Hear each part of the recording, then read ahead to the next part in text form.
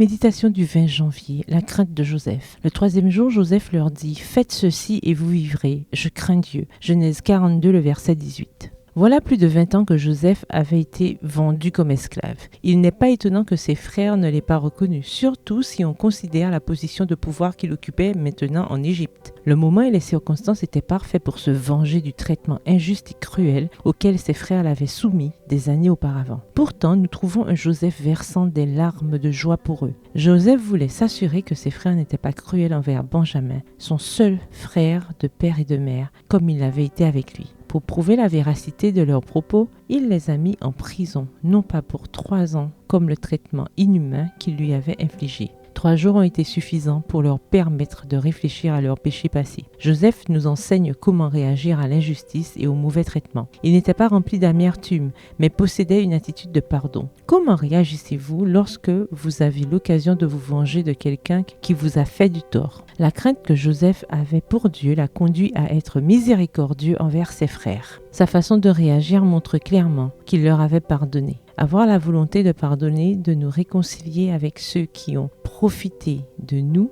est si important. Nous devons cultiver un esprit de réconciliation, une attitude de pardon, avant même qu'ils ne nous présentent leurs excuses. Si avoir un tel esprit vous est difficile, rappelez-vous simplement la miséricorde que Dieu vous a témoignée. Quand Joseph a pu voir dans son passé la main de Dieu le guider, tout désir de vengeance a disparu. Quand le Seigneur vous donne l'occasion de servir à des postes de responsabilité, que la crainte que vous avez de lui vous conduise à dire à ceux qui vous entourent, même à ceux qui vous causent de la peine, faites ceci et vous vivrez, je crains Dieu. Oh, qu'il est important d'éduquer l'âme à la piété, à la gentillesse, à la tendresse, à la compassion, à être pleine de pardon, tandis que nous écartons toute vanité, toute vaine discussion, toute bouffonnerie, toute farce. Nous n'avons pas à devenir froide, asocial et antipathique. L'Esprit du Seigneur reposera sur vous jusqu'à ce que vous soyez comme une fleur odorante du jardin de Dieu. Aujourd'hui est un bon jour pour demander à Dieu